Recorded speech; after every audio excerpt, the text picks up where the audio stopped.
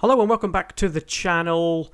Yesterday was the day when we first heard about some of the new platform features in the Vancouver release of ServiceNow. Now, as you know, I'm quite a big advocate for no-code, low-code App Engine Studio.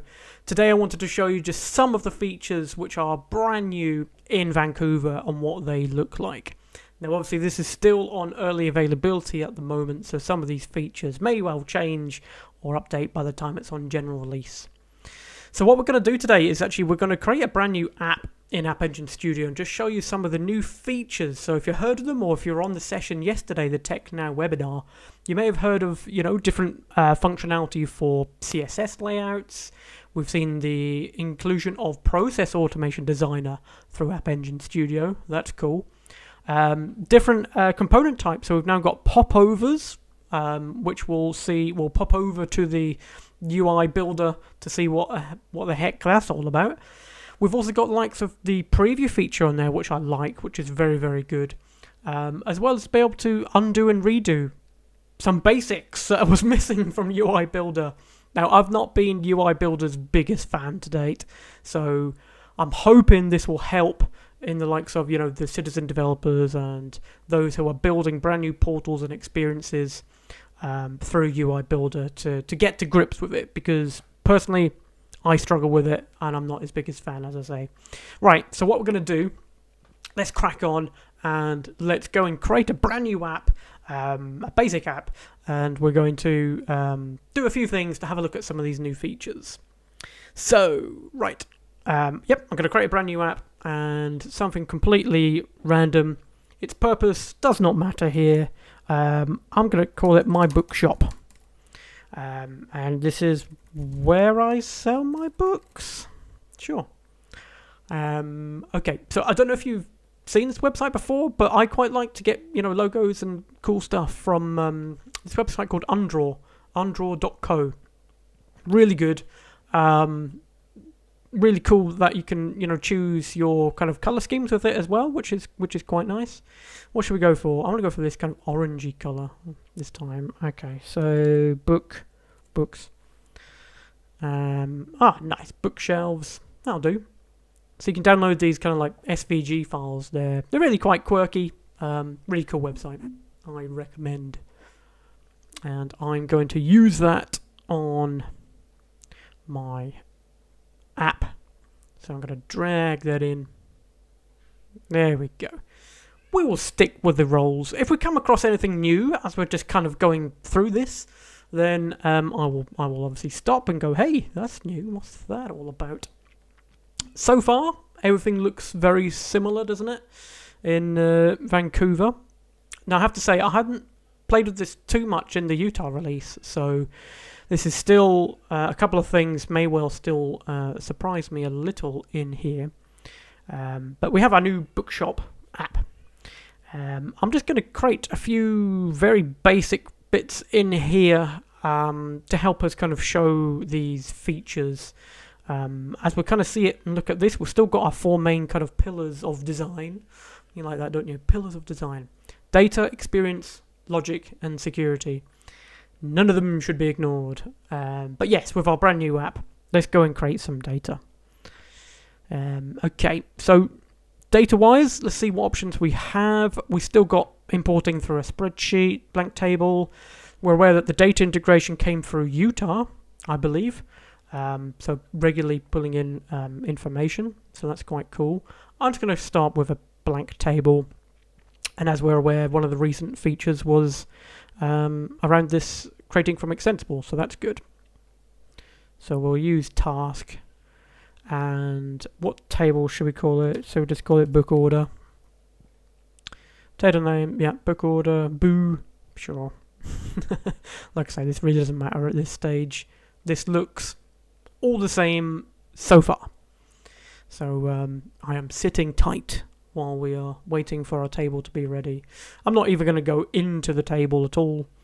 What we will look at now is what we've got new within our experiences. So let's have a look. Experiences looks the same again, doesn't it? We've got catalog items, we've got record producers, portals, sure. That looks pretty much the same, I think. I don't think there's been anything added in that area. I will come back because I will be creating a portal in a minute. But first, what I wanted to show you is the inclusion of, drum roll, here it is, the Process Automation Designer. Now, obviously this is very useful for the likes of playbooks, and you've seen these being used throughout, workspaces. So those are familiar with those will know. You've got this little section at the bottom which can take you through a bit like triage, and takes you through the kind of steps that you should follow in this process, both instructional and in generating the likes of tasks and things like that. Works off the back of Flow Designer, of course. So it's a nice kind of visual representation and a good way that you can just kind of go through the flow while you're on the actual record itself. So we're going to create a very basic Process Automation Designer flow here, and let's just call it book order request and continue, and then I'm going to go to record create, and hopefully we've got book order. We do. Now, something I checked out earlier, and this, I don't know if this annoys me or not, or whether this is intentional. It may well be. We have obviously a few different tables that we can use this against. We've got the likes of incident and change and problem task. Maybe there's a way of, starting to bring this into service catalog as well, because yes, we can create items, we can create record producers from App Engine Studio.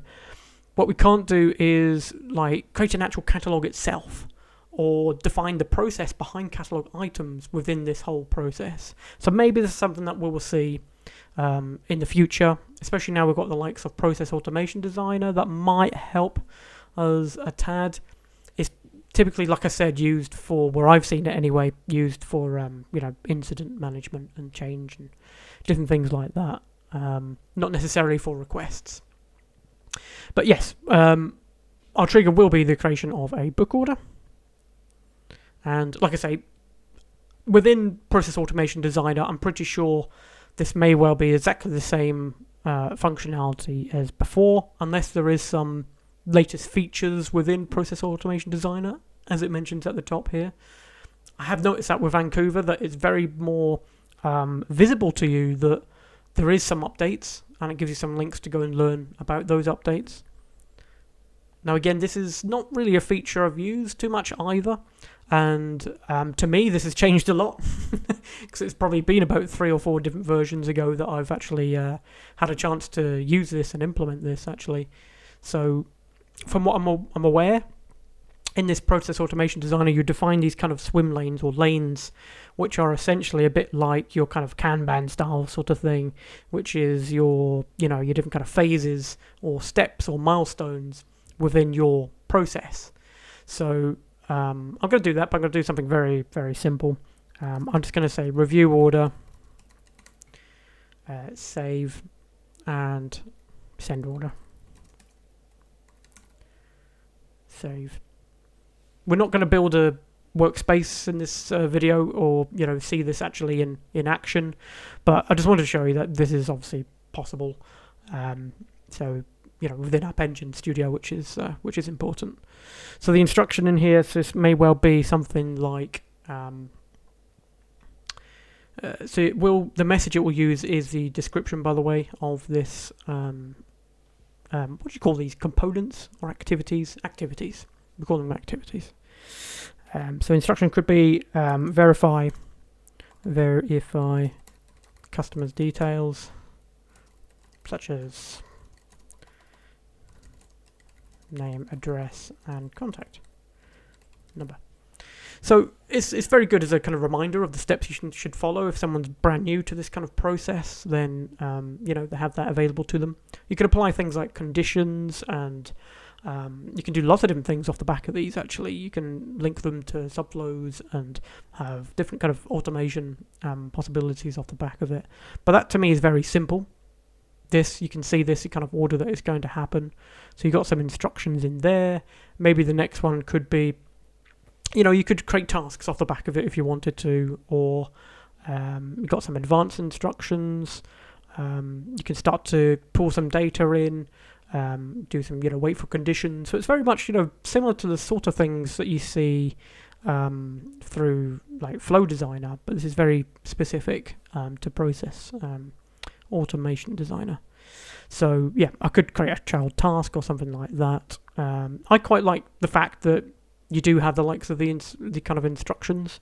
So package order and send, something like that. You've also got things like send emails and things like that, but I have another gripe with that. In that, so you can send an email and it has the same sort of like data pills and things like that. So you can see here you've got the data pills again, to CC and subject, body, but the body will actually replace the entire field. So rather than actually updating the actual body like it would in like notifications, having that kind of like dollar, that kind of little tag to replace field, it replaced the whole field. So that doesn't help, which means this needs to be kind of plain text and not personable, which is rubbish. So I'm sure there's improvements to come in that sort of area. So anyway, I'll activate that. We're not going to use it.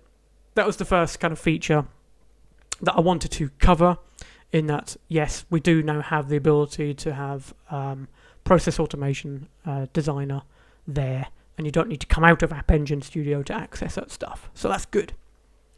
Right, next on, I think the remaining things are all really things around the portal. So let's create a brand new portal, and then let's see what's different.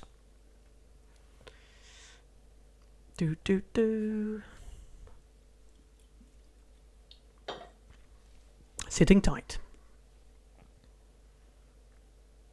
So interestingly, in the Vancouver release webinar yesterday, there was a lot around kind of like performance gains, especially around Flow Designer. So that'll be interesting to see. Obviously, loads of really cool stuff around AI and generative AI. I want to do a bit more of a deep dive to see how AI could help in this kind of citizen development, App Engine Studio, low code, no code sort of world. That would be really interesting to see how that can help those individuals involved. Right. So the first thing that comes to mind when we see this page, and we're probably all used to this page a little bit from the last couple of releases, because they updated this, didn't they? This used to go straight into the landing page. I prefer it that you can choose your page invariants at this point. That's really cool. Now what I am seeing, and I don't remember this being there before, and I think this was covered in the webinar yesterday, there's this little box that says what's new. So we'll be covering a few of these things in a second. So actually all of these things we'll be looking at. So this is really good to see, because you don't need to then go off to the release notes or watching other videos. You don't need to watch me go through this. It's good to have it there and then. What's new? What's the new updates in this area? So that's cool. That's really good, with links to learn more as well. So we will be looking at the undo, redo, the column layouts as well as the preview and popovers. And it's kind of missed a little bit around the CSS, so there should have been an additional one there for the CSS. So we'll look at that. So let's go into the editor of the landing page and then have a look at a couple of these things together. Now, this is only my second time looking at this, so bear with me if I don't find these things immediately.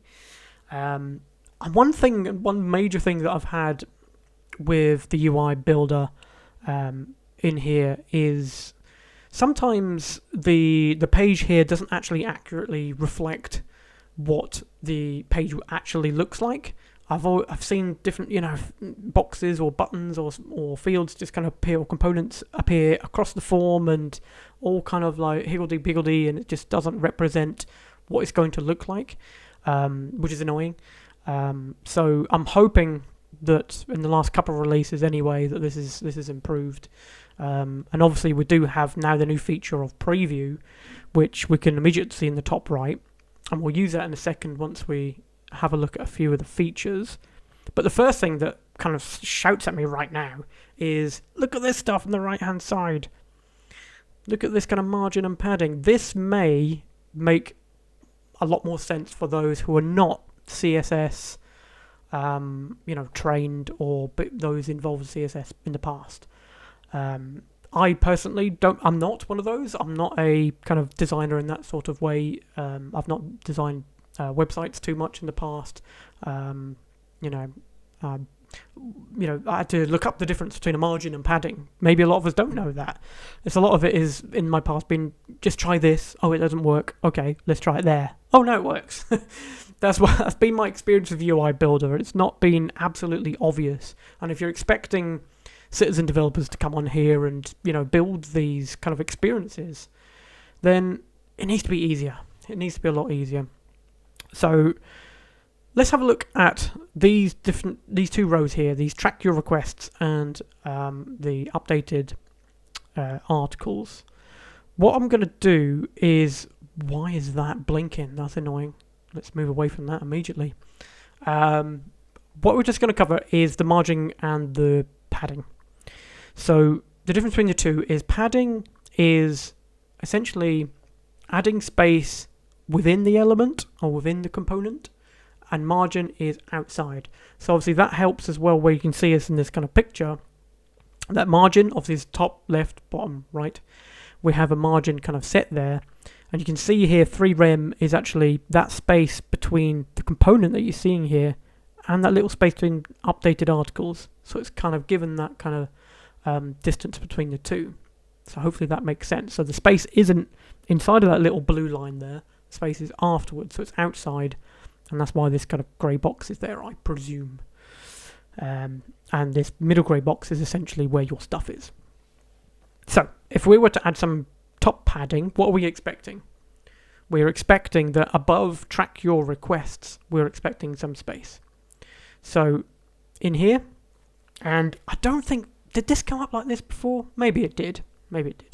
You can use custom CSS, or you can choose one of these. It kind of gives you a somewhat indication of how big it's going to be, I guess, or relative differences.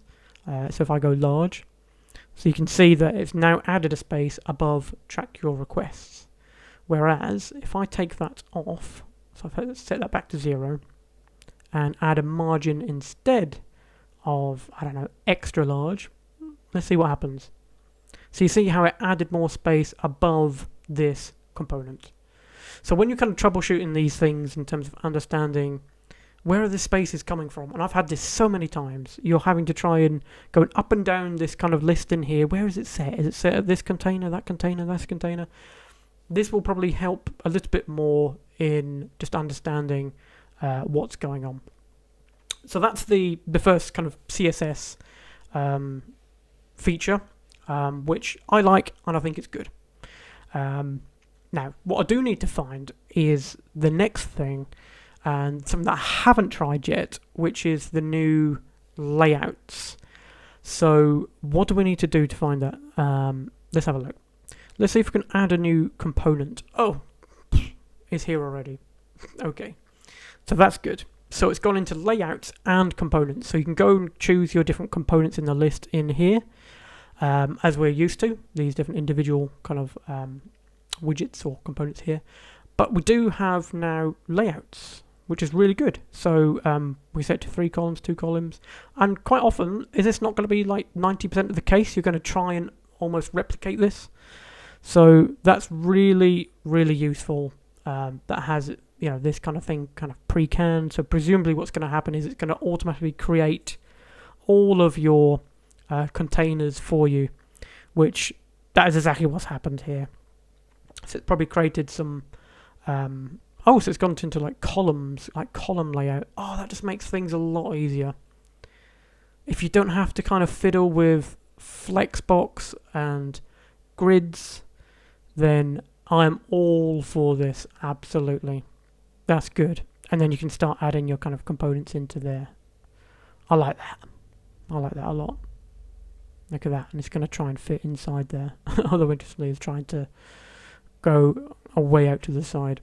I think that will need some little tweaking and figuring out what actually fits in those boxes. But yeah, if that works, that's easier, then I'm all for that. That's really cool. Right, the next one that I wanted to just kind of look at is to do with the preview. So we'll have a look at the preview. We'll do the undo and redo as well. I mean, that's not going to be too hard to replicate, is it? And then we're going to look at popovers. And I think what I'll do is probably start with a popover. What is a popover? So you can see that we've got our main body section here, which is obviously what we've just been looking at, adding the different components onto the actual main body form. But you may have already been working with modals, you know, the kind of pop-ups when you select certain icons. An example is the approval one, where you can start to kind of configure what's on the pop-ups itself in terms of buttons. And I believe you typically trigger these off the back of events, off the back of like buttons, for example. But it's also included popovers. It's a weird name for it, isn't it? Popovers. And essentially the purpose behind it is essentially a bit like a contextual help. So if you remember, like up in the platform, in quite a few different areas, you'll have like the little question mark, which you can just kind of hover over, and it will give you a bit more contextual information about what you're doing. Essentially, I believe that's what that's for. You can see the kind of icon next to it. It's a bit like a chat little icon. So you've only got one option in there, custom popover. And what I'm going to do is I'm going to add some contextual help against the search. So I want to build it so that we can tell them this is what the search is all about. So what happens when you click it is it's just going to appear in the middle of the screen, and you can see this kind of new section here for custom popover. I'm just going to give it a little name because I tend to do that straight away, because if anyone else is coming into this, they'll know where it is. So search popover and search pop over, apply. Right, so we now have our search popover. So yes, so we have our content, and this is what we want to contain within our popover. And what I'm going to contain within here, does that let you do layout as well? That could be interesting in a popover. But essentially it's a message, isn't it? I think majority of the time it will most likely just be a message. So I'm just going to say rich text, and let's just add in something in here.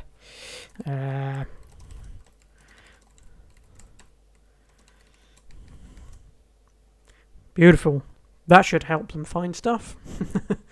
In red. Apply. Fantastic. Right. What I wanted to show you, there's a couple of configuration kind of settings that you could use in here, worth discussing. So here you have positioning on trigger. So what that means is where you're going to trigger it from, typically from like an icon or button or something like that, or whatever you click. And by the way, I haven't found anything on this to do with like mousing over, like hovering over something. Maybe if someone is watching this can tell me if that is possible. Maybe that is one of the event things that you can do. But so far I've not found that. I've only found this being available when you click on something. And I'm pretty sure the doc site also is to do with clicking on stuff. So you can position it how you wish. So you can be underneath the thing that you've clicked. You can be on the left, on the start, or end, which will be on the right.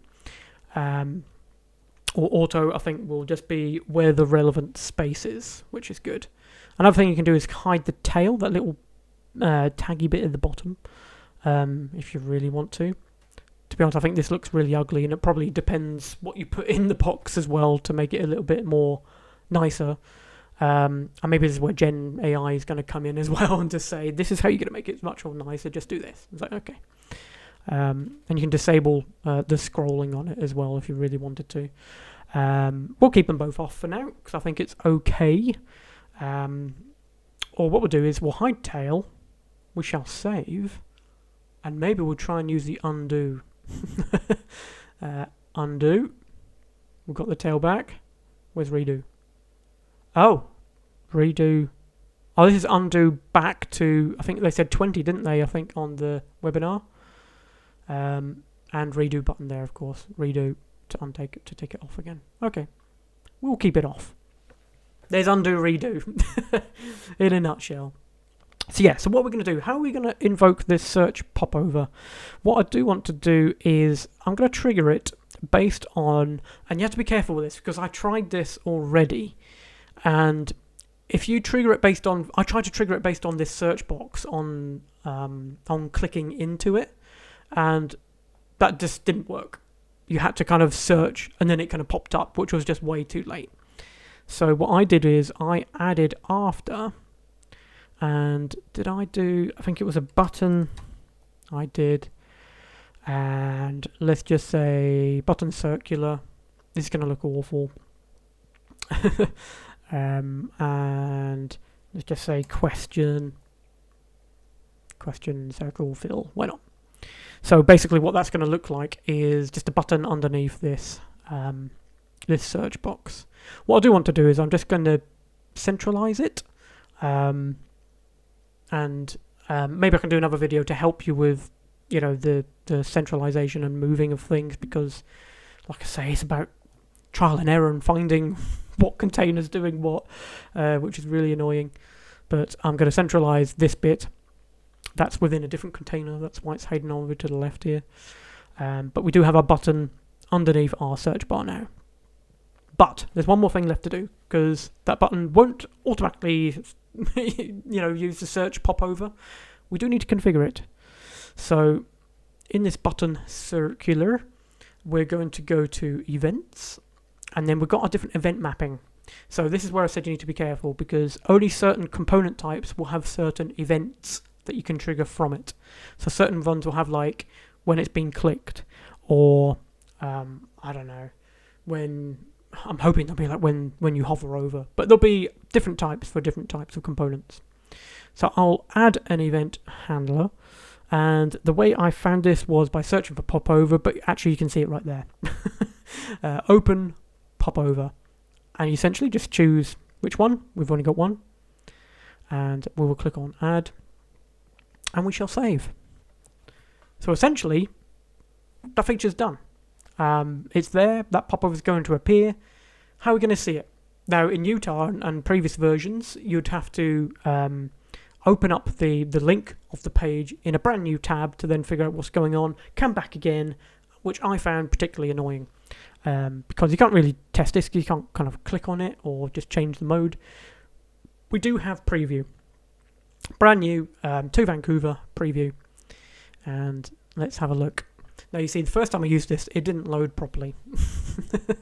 And like I say, this is probably where it's in kind of, early availability, and it didn't, didn't show up correctly. But, yeah, this is what happened before. Look, it just kind of appears as a kind of blank page. If I try it again, we've got a bit further. We've got a menu, report issue, wish I could right now. Let's try again. There we go. Now it's loaded. Bit weird, isn't it? Bit weird. Let's just put it down to teething problems. But yes, here's our page that we've been able to just edit a little bit in here. We've got our CSS down the bottom that we've changed.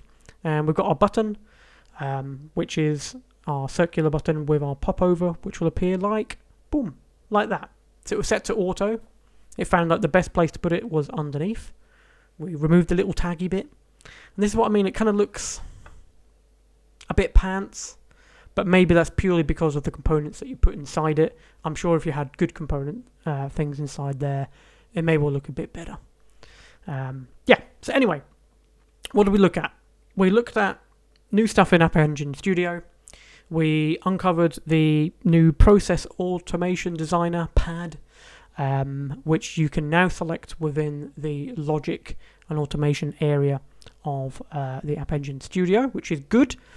We've also gone into the portal UI builder, kind of buildy experience, and we've seen the new features around the CSS layouts, being able to set the margins and the padding. We've also seen the new layouts that you can apply, so you can have the columns, the kind of 80%, 20%, or the different kind of columns that you can add on by default. We've also seen the popovers, we've seen the previews, we've seen the undo, redo. It's all good stuff. Do I think it's ready and really easy to use for citizen developers yet? I'd say No, not quite. Not quite. It's not quite a drag and droppy, just really easy, build it on top and it all kind of resize. There's still a lot of fiddly bits which I wouldn't expect a Citizen developer to have the full knowledge to be able to do. But it's a step in the right direction. Thank you, ServiceNow. Completely appreciate the new updates. So, yes. Look, if you like this video, please give it a like, subscribe, all that good stuff. Share this video. There's brand new features in here, and I don't think I've uncovered everything in App Engine Studio. But, yeah, it's good to see nevertheless, isn't it? Right. Catch you in the next one.